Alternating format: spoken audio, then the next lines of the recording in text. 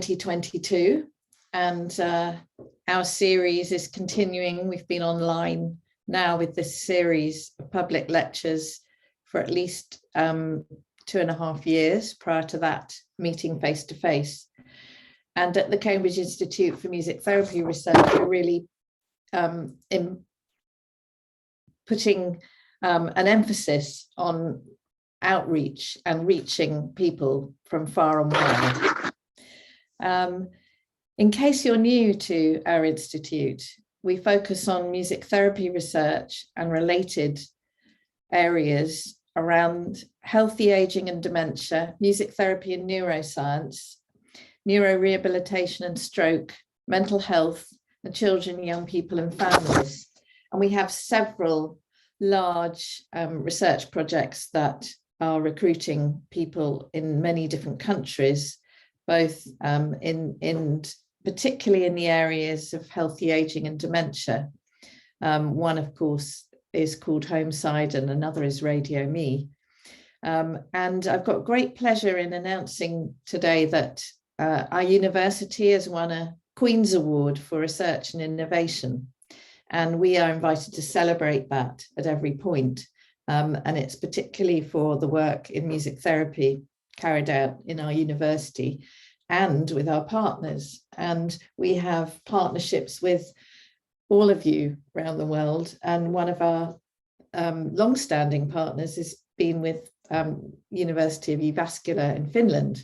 So I'm especially pleased to welcome the team tonight and celebrate their Centre of Excellence that they may say a little bit more about. And I'm going to hand over now to Professor Jaakko, who works with me in the Cambridge Institute for Music Therapy, who's going to chair this evening's proceedings. So I'm sure you will enjoy this hour. Yes, thank you, Helen. And good morning, good afternoon, and good evening to all of you around the world. And yeah, it's my great pleasure to share this evening with some of my esteemed colleagues from Finland. And my name is Jaakko Erkkilä, I'm Professor of Music, Health and the Brain, co-directing the Cambridge Institute for Music Therapy Research, and we'll try to guide you through the evening. So you've already heard how to use the chat function and the question and answer section, and I will try to keep an eye on that, so that we then later on you can of course type into the chat or especially in the question and answer section if you have a direct question, and then we can come back to that later on in the after the talks have been done. Yes, but now let's go to that topic, and I'm very happy that we can hear about the work that is now done that has been done in the Centre of Excellence or in the University of Jyväskylä about musical interaction patterns as predictors of therapeutic outcome, and the systematic investigation of that, because that's really needed, that we have in situ data, that we can analyze data from within the music therapy session so that we can show how it works. And the colleagues have then looked at the piano improvisations, but I should go into that talk because you will hear more from them. But I want to introduce Dr. Martin Hartmann, who is a postdoctoral researcher at the Finnish Centre of Excellence in Music, Mind, Body and Brain. And his research includes music perception, music information retrieval, music and movement, and music therapy. He's currently involved in social and collective entrainment in music-induced movement. His recently completed 3-year project, funded by the Academy of Finland, Interaction in Music Therapy for Depression, aimed to predict therapeutic outcome from interaction patterns between client and therapist. His past research includes music genre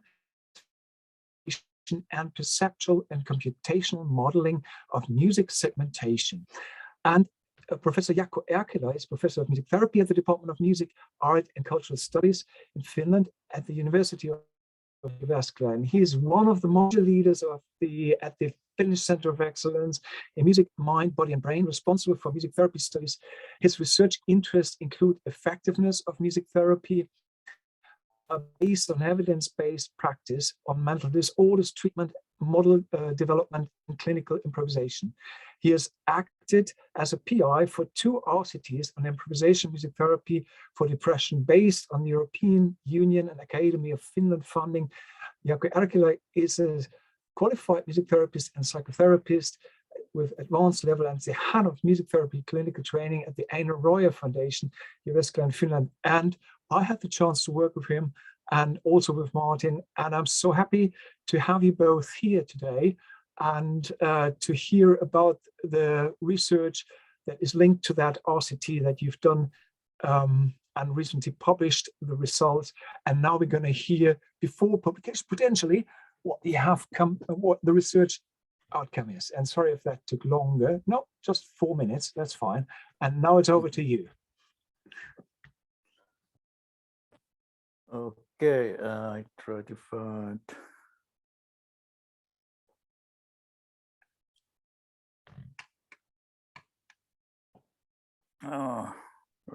It is here.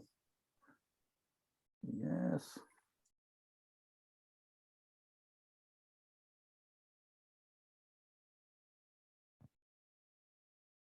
Can you see it now? Yes, you can see it. Yeah. Thank you very much, Professor Wagner. It's, of course, an honor to be part of the lecture series of your Institute for Music Therapy Research. With my colleague, Martin Hartmann, we decided that I first give a brief introduction to depression as an illness and to our latest research project. And after that, I will give the floor quickly to Martin, whose research is in the core of today's presentation. Our trial, No Pain, No Gain, is based on Academy of Finland funding. It was a 4 years project, like Academy project typically are. Martin's work is based on his postdoctoral post, and also for him, the funding came from the Academy of Finland. On the top of the slide, you see our team, where most of the team members represent the University of Jyväskylä, in addition to which Professor Gold is from the University of Bergen, Norway, and Professor Katrin Fuber from Lucas School of Art, which is in Belgium. The slogan of our trial derives from the idea that improvisational music therapy typically is highly emotional, where we often face traumatic and anxious emotions as well. In our IIMT model, we have seen it important to deal with the challenging emotions as well, because first, they seem to appear anyway. Second, we have noticed that many clients benefit from considering them and not pressing them down. Depression is a big challenge for societies. It's the leading cause of disability in the world, affecting about 280 million people, which is about 5% of the world population. Medication, antidepressants, is the major treatment of depression, but the combination of medication and therapy, normally we are talking about psychotherapy, nowadays also music therapy, has been proven to be best cure. Why should we study depression? Data from the Global Burden of Disease study, a huge collaboration involving thousands of researchers around the globe and coordinated by the Institute for Health Metric and Evaluation. This is the age-adjusted incidence of depression in 2019 for males. Incidence here means new cases of depression in that year divided by the county population in that year. Don't ask why there is no data from UK. Things look especially bad in Greenland, which has the highest suicide rate in the world, but also in Middle and Eastern Africa, in part of the Southern Asia, and in Australia. Incidence for women is overall higher, and we can see warmer colors in all continents. In global burden of disease studies, there are a number of acronyms for some common measures that they use. Countries are measured using an indicator of socio-demographic development. Disease burden is evaluated based on the number of years lost due to disability, disease, or early death. Depression is more common in women than in men for any age group. Important risk factors for the disease burden of depression include intimate partner violence, childhood sexual abuse, and bullying victimization.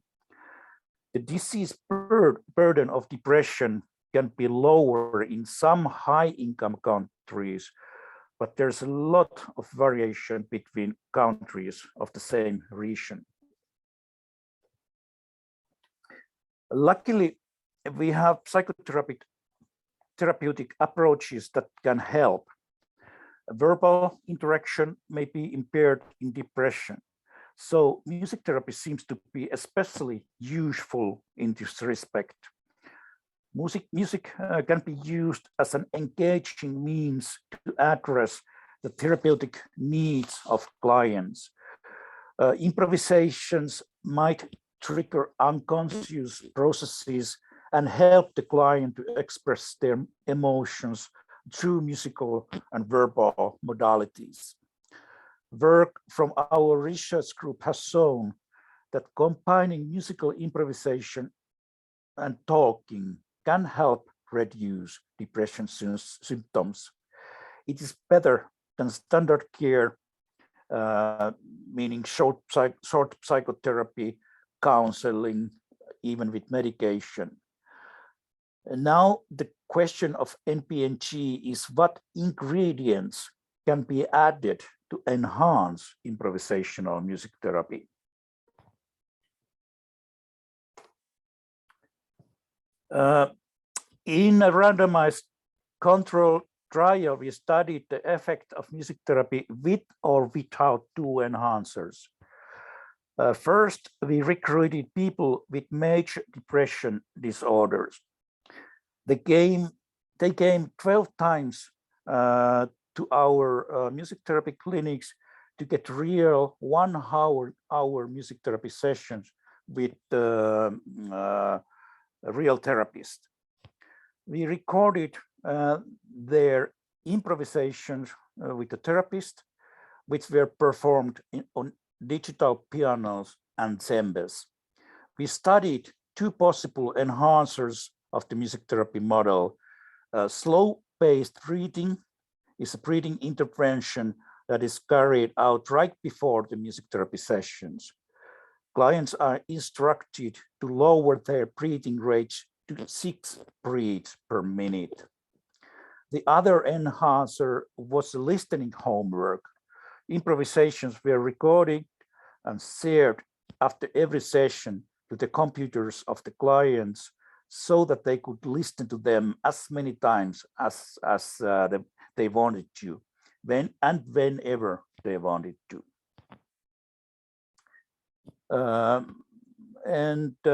Here you can have a look to the flow chart of the design of our study.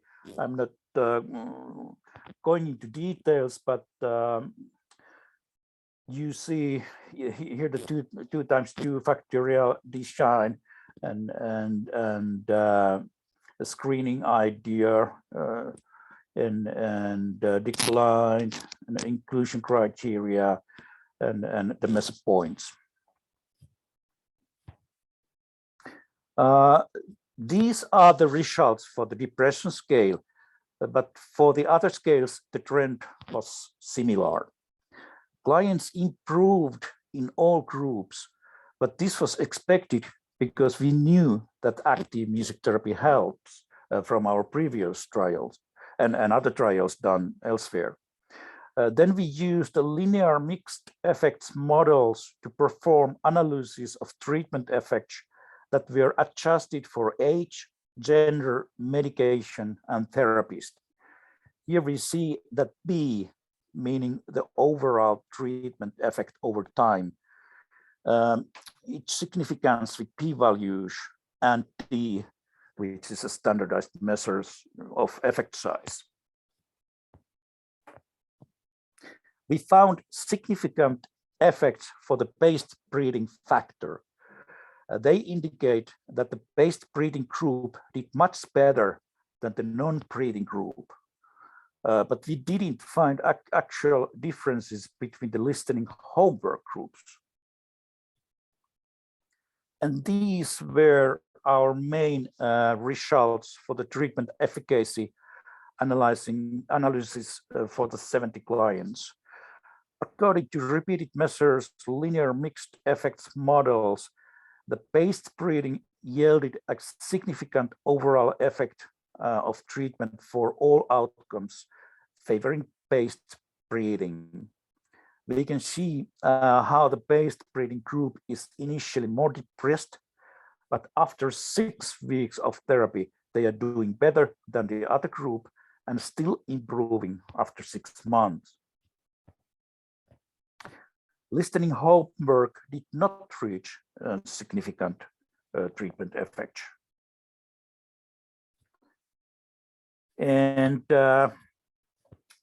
here is our latest publication where you can find the results of our latest trials, and the publication channel is Frontiers in Psychology. And now I give the floor to my colleague, Martin Hartmann, please. Okay, thank you, Jaakko. Thank you, Jörg, for the presentation. Let me just share the computer sound. Okay, I think I should be there. All right, can you see my presenter notes? Let's do it again. Let's see now. No presenter notes. It was okay. It was okay.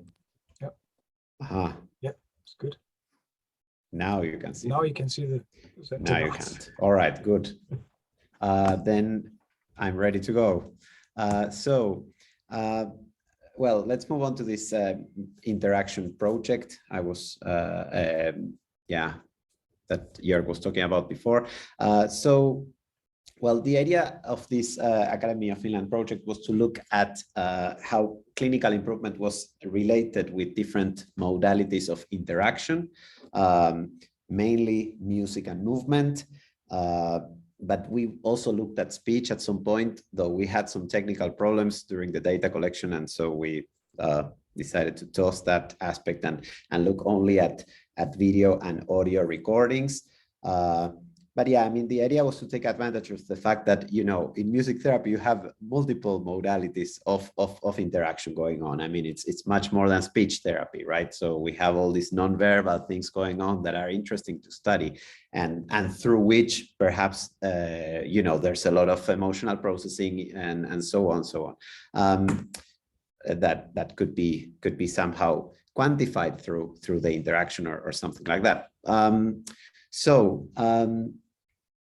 Well, we know very well that psychotherapy is useful. It provides a safe environment for expressing our emotions.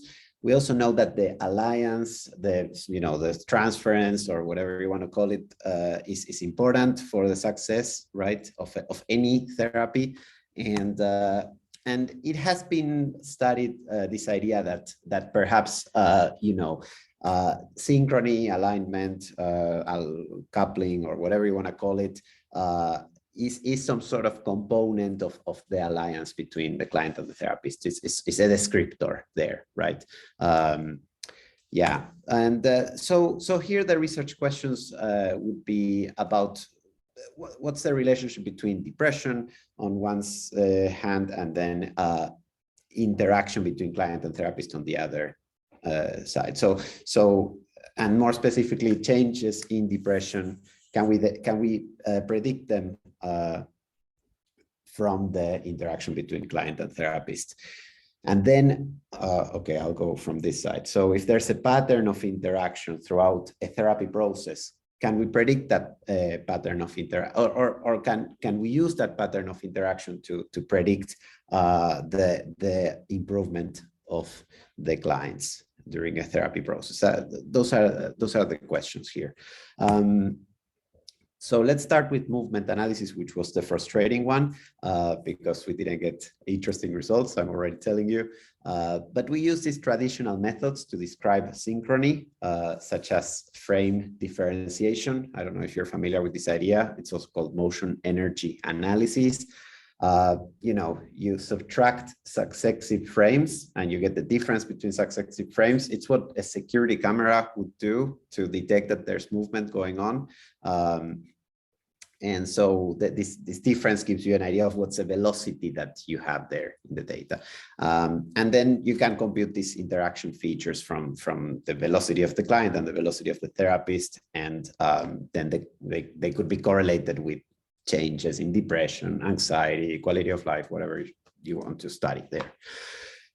Okay, we had all these different methodological pipelines to study movement analysis, but we didn't get anything interesting from these explorations. But you can see here the idea. I mean, you have the video, then you can remove the thing that doesn't move in the image, which is the background. I mean, the video. Then get the velocity, binarize the pixels that show some movement, remove frames that are empty and don't have anything. Perhaps because the client and the therapist have left the therapy room or something like that, and then split them, hoping that you have the client on one side, the therapist on the other side, and they are not just moving around, you know, the place, which they weren't. They were sitting down by their keyboards and their djembes, talking and playing music and sometimes crying, and okay, many things happened, right?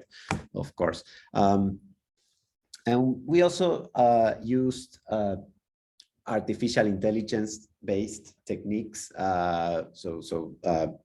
deep learning approaches to the estimation of movement from an image or from a video. I don't know if you're familiar with OpenPose. It is a free software that is used to detect the pose of a person or many people in an image or in a video, without the need of any markers, any body markers, anything like that. It gives you two-dimensional pose estimation. So it's not this three-dimensional stuff that you would get, you know, using motion capture in a lab, which is what we do every day here, or mostly every day, almost every day. I mean, and we get like really excellent, very accurate information about the location of these markers, which is really great. I mean, so we use this, you know, it's infrared cameras and these body markers attached to the bodies of for example, dancers, and we get, you know, this really excellent data. Perhaps it's not, you know, the best when you're running a randomized control trial, because you have to, you know, dress the client and the therapist as if they were, you know, if it was a Christmas tree or something like that. But you know, for what we do with dance, it's really good. And, you know, you can apply rotations to the data and so on. And you know, what are the mediolateral movements? What are the anteroposterior movements, regardless of whether the people are, you know, flipped in some or other way. Whereas what we got with this OpenPose software, deep learning, was crap, basically. I mean, as you can see, it was a mess. They're very difficult to do any explorations based on this. We tried to fix it. We tried to, you know, fix whatever we could, like fill the gaps in the data, try to really identify, okay, who is the client, who is the therapist, and which markers belong to whom. But yeah, we still didn't get anything interesting from this analysis. So we moved on. We went to the study of musical interaction. And here we got some results that were interesting and that we are publishing in Psychology of Music, actually, hopefully really soon. So here's the methodological pipeline that we had. Well, first we did this treatment efficacy analysis, just like what Jaakko has mentioned before, but then for a smaller group of participants who didn't drop out during the therapy process and from which we had enough musical improvisations. And here so we analyzed the improvement of different groups with this analysis. And so we had, all these digital piano improvisations from the clients and from their therapists. Because we use digital pianos, we could obtain, I guess you're familiar with the idea of MIDI versions of the piano improvisations, which is not the actual audio information with the timbre and all that stuff, but just the note events in time, the onsets and the offsets, the duration of the events and so on. And the therapists were recording these improvisations in Pro Tools. So we gathered all these improvisations from these Pro Tools session files, and we used the MIDI toolbox, which is free software for musical feature extraction in MATLAB, developed at our lab. We used that to compute a number of global musical features. And then we used combinatorial model selection to select an optimal set of features of up to 2 features based on some criteria. Basically, we were looking for an optimal model for classification into either paced breathing, yes or no, because we knew that the paced breathing guys were doing better than the guys who didn't, right? So we used that as a criterion. And also to group them into either listening homework, yes or no, because we also knew that the guys who did the listening homework also had higher clinical improvement, although it wasn't significant. So we expected higher interaction for the yes groups than for the no groups. And then finally, we looked for possible relations between musical interaction and clinical improvement. And so here we expected higher musical interaction to be related with more clinical improvement. And we also thought that throughout the therapy process, interaction would gradually increase over time and then start to decrease like this. So we expected to see this inverted U-shape profile for the clients that had higher clinical improvement, and some other profiles for clients who would not have, an important improvement. There's previous psychotherapy studies that are suggesting that that the emotional processing increases from the beginning to the midpoint of therapy, and then it decreases. So the premise of our research was that musical interaction and emotional processing are somehow related to one another.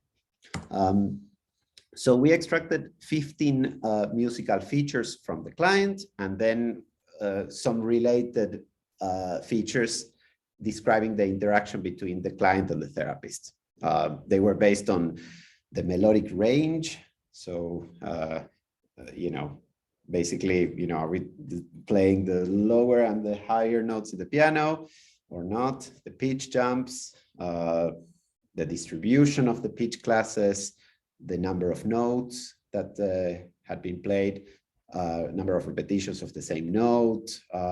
Well, features like this, based on the duration of the notes, on the clarity of the rhythm, on the amplitude, which is called velocity in the MIDI world. And then we used this classification method that is called logistic regression, very traditional method, to automatically find 2 musical features that would separate these groups, right? These yes and no groups. So basically, you had the data set, you could separate that into listening homework, no listening homework, or into breathing yes or breathing no, because it was a 2x2 factorial design. And so we looked at this, at the possibility of performing either of these 2 separations. And what was automatically selected by our approach were not the client features, they were musical interaction features. There were 2 musical interaction features. Here you can see the features. They are about differences between client and therapist in the distribution of the note durations. I'll talk about that later. And the other one is about differences in pulse clarity between the client and the therapist. Let's go to that later on. Now I would like to see if I can explain somehow the idea of logistic regression classification. Just very basic simplification of the problem. Here we have 1 musical interaction feature only. So let's say we have some musical feature and some mean musical interaction values across, all the therapy sessions. So here each point would be a different client or a different client interaction, a client therapist interaction value. And some clients interacted more, some clients have a 10, whereas others have a -10, some interacted more than others. So here we have this sigmoid function that we can fit, so we can fit this type of curve into the data like this. And so now with the y-axis, we are telling, okay, there are some of these that have interacted less and some that have interacted more. So there's some difference here. We can actually draw some sort of decision line dividing this data into 2 groups and see if, so this is already a classification that it might correspond to the actual groups that we had or not at all, right?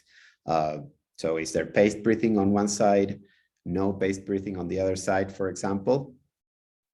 And by the way, we can put this decision line wherever, but if we put it in the middle, then we're giving 50% chance to each of these points to belong to either of the 2 groups, right? Well, then the next step will be to see if this type of division is accurate or not, right? To look at the classification performance. This would be, a perfect classification scenario, right? Well, if you get this type of results, this is overfitting. So if the model fits the data too well, then it's probably not a good model. But anyway, well, usually these models are not perfect. We can evaluate how accurate they are, and so that's what we did here. And the idea was to select a subset of up to 2 musical features. We tried different feature combinations to get an optimal model with this logistic regression procedure. And we selected 2 features based on this criteria, like the performance of the model, how well it classifies them, the non-collinearity of the model. So basically are the features that are selected uncorrelated, which is important in a model. And then the log likelihood of the model. So the goodness of fit of the model had to be also taken into account. So based on this criteria, we got some features, and the best performance that we got was for the paced breathing classification. So there's a clear difference between those who did the paced breathing and those who didn't do the paced breathing based on these musical features. And from this optimal model, we obtained standardized beta coefficients. You can see that, well, they are signed. They are, most of them negative. And the sign is telling us that those who did the breathing or the homework for this last feature here, bit clarity dissimilarity, interacted more than those who didn't do the breathing. Yeah, that's what we were observing here. Now, I will ask you to listen to a couple of dyadic musical improvisations. According to one of these features, one of these improvisations is supposed to be highest in interaction, in musical interaction, actually the highest one for the entire data set that we had, whereas the other improvisation should exhibit the lowest amount of interaction. And so your task would be to listen and to perhaps write down in the chat box, I will look at that later, which improvisation you think that would display more musical interaction, the first improvisation or the second one. We can try, and please let me know if you cannot hear anything. And if you have stereo sound, you will hear the therapist on the left side and the client on the right side, because of course the client is always right. So let's start.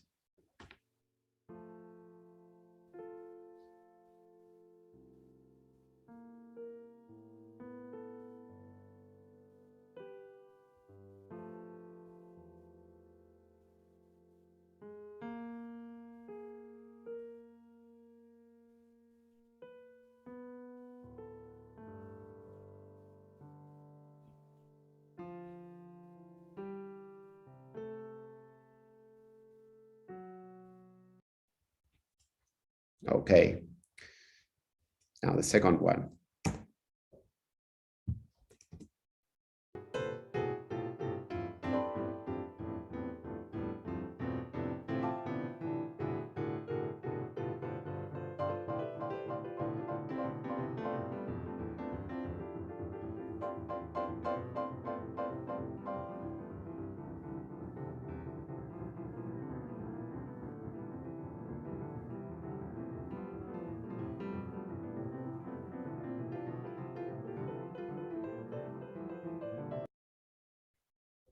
Okay, so what do you think? Was it the first one, the second one? Which one had higher musical interaction? All right, so well, according to the pulse clarity feature, all right, I see some responses there. The first one, the first improvisation was higher in interaction. There was pretty much the same amount of pulse clarity for both the client and the therapist in that improvisation, but I will explain the features now. So let's start from piano roll representations of the note events that we have from the therapist and the client. Here, I can already see that the client is playing longer notes than the therapist, because I see some color here. And, you know, if these boxes are long enough, these note events are long enough, then you see some red color, otherwise you see just black. So, and this is an 8-minute piece. So those note events here in the beginning are pretty long, and that's the client. All right, so now let's go to beat clarity dissimilarity. It is about differences in pulse clarity between the therapist and the client.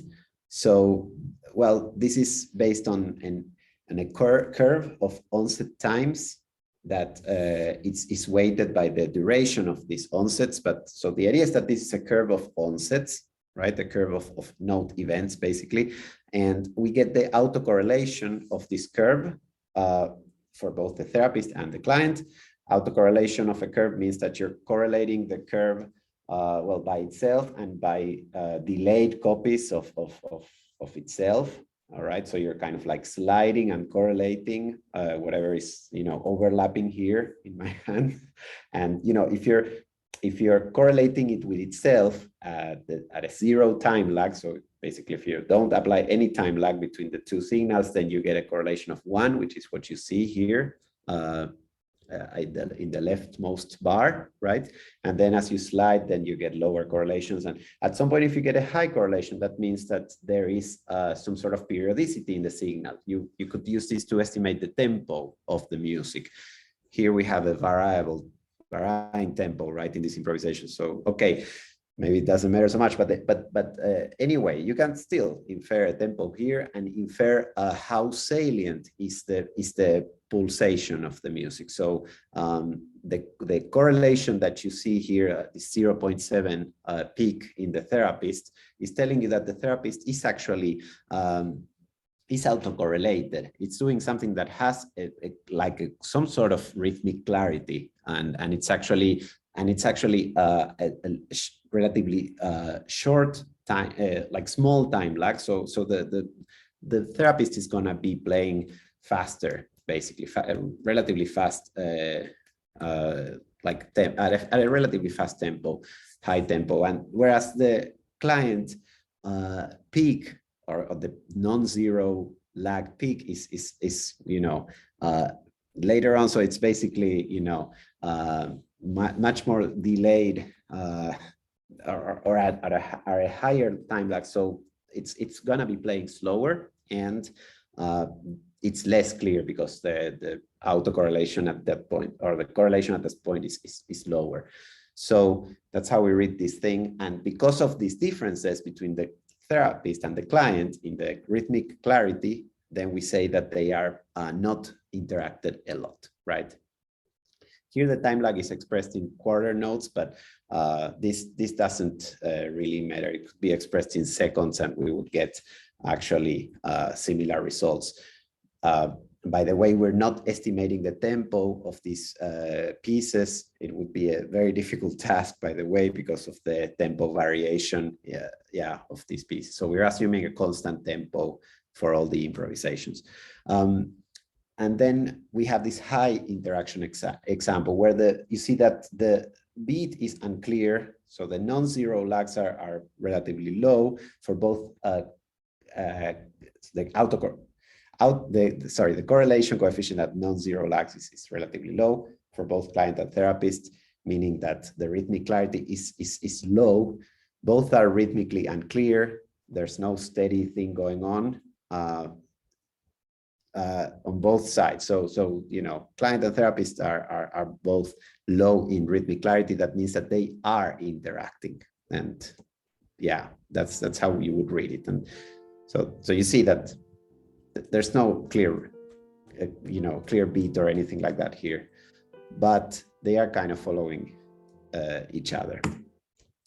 Then the second feature is about differences between client and therapist in the distribution of the note durations. We can see that the therapist is going for short note events mainly. Most of the data is concentrated around just a few bars here, but on the client side we see shorter events and also longer note events. There's more variation, more rhythmic complexity, and so data that is more evenly distributed, meaning that there's higher entropy here, right? So we have a relatively high difference in entropy between client and therapist, meaning that they are not interacting so much. Okay. All right. This is the piece I was talking about. And here you can see high interaction, the high interaction example. So you see that they are pretty similar rhythmic complexity here, similar entropy, rather concentrated distributions, playing relatively long notes on both sides, but that doesn't matter for this feature. Anyway, moving on. So this is perhaps the most interesting thing. We looked at this relationship between client improvement and musical features. And so how did we do this? Well, we had a timeline here with a measurement at 0 weeks before the intervention, anxiety, depression, quality of life, and all these scales. Then we had all these sessions with the musical interaction data that was extracted from them, or the musical interaction features that we computed for each of the sessions, and then the post-intervention measurement at 6 weeks. We computed the change score by subtracting pre minus post, change score measure, and then we got the mean across all these sessions, the mean musical interaction, and then we computed a correlation there. And these are the results. Well, maximum correlations are, around 0.3. Whether they are negative or positive will depend on these different scales, like, high depression, for the depression scale, like positive, high value would mean high depression, and, a positive high value for the quality of life scale means high quality of life. So, we expected inverted things. So yeah, most of them are are in the expected direction, most of these results, suggesting that client improvement correlates with mean musical interaction across sessions. And then here we have this, oh, sorry, I don't know if you can see this thing, but I'll take it out. So relationship between, the improvement and quadratic models of musical interaction. So looking at this possible U-shaped curve of interaction. So again, we computed a change score measure, and then we looked at this profile of musical interaction. You can obtain like a second degree polynomial. You can fit a second degree polynomial into these values of musical interaction, and so the quadratic coefficient, the magnitude, and also the direction will tell you, what kind of parabola do you have here, right? Is it facing upward or downward or, flat or whatever? And then these two can be correlated, and that's what we did. And here are the results. So here we get, mainly significant results, mainly results that are in the direction that we expected. And this is the distribution for each of the therapy sessions across clients for this pulse clarity feature for the paced breathing yes group. And we that rainbow looking thing is basically a quadratic mixed effects model with a random intercept that is plotted through the data, and it's showing that somewhere between sessions 3 and 6 the feature values are decreasing over time, meaning that musical interaction is increasing because these are dissimilarity features. And so then in the beginning and in the end, interaction is lower than in the middle. Same for the rhythmic clarity feature with this group, somehow in the same direction. And then we also looked at whether these features can be used to separate the grouping variables. So similar to what we did before with the logistic regression, but now looking separately at each of these two musical interaction features, computing t-tests. And so results are similar to those that were obtained through logistic regression. We can separate breathing yes and breathing no clients with these musical features. Breathing yes clients interact more. There's also this other analysis. I don't know if we're running out of time, but we did some hierarchical clustering with the musical interaction features. So we have these dendrograms for the group with paced breathing and the group without paced breathing. And they are based on pairwise Euclidean distance between sessions for the beat clarity feature. And then for the group on the left, for the paced breathing group, the dendrogram on the left, you see like a quite straightforward result in the sense that the subsequent sessions are clustered together, 1 with 2, 3 with 4, 7 with 8. And, the first half of the therapy process is kind of belonging to the same group. The second half kind of belonging to the same group, or mostly. Whereas with the paced breathing, no, you don't see any of these patterns. All right, just to summarize everything, what Jaakko said, slow paced breathing enhances the efficacy of music therapy for depression. We didn't find the same with the listening homework, no significant results in that respect.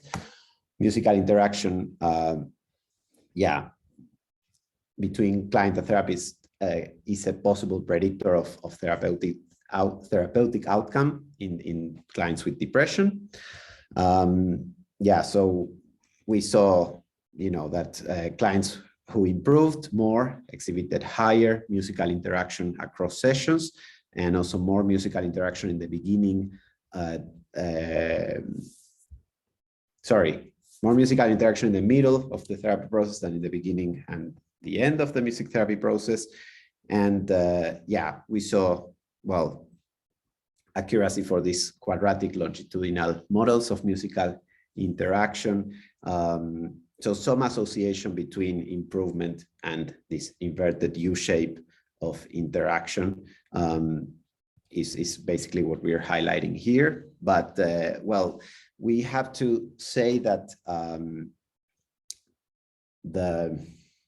what we have been looking at is that these similarity features, which are capturing the global similarity here, we should now move on and look at, you know, more detailed interaction dynamics within each of these improvisations. Like you could, you know, do a windowed analysis, do a more localized analysis of interaction for each of these improvisations, taking into account the tempo variations, taking into account the differences in length of these musical improvisations, and see whether we can, you know, take a next step in this type of process outcome research in music therapy. Thank you very much for your attention. Really happy to share this work with you. And I'm stopping now. Oh, that was a pleasure. Thank you so much, Martin and Jaakko, for presenting your fresh results, and looking forward to that publication, as far as I understood, in Psychology of Music coming up. Great, congratulations to that, and especially to the work and applying this music information retrieval technology into the analysis of music therapy sessions. And yes, we have a few questions coming in, and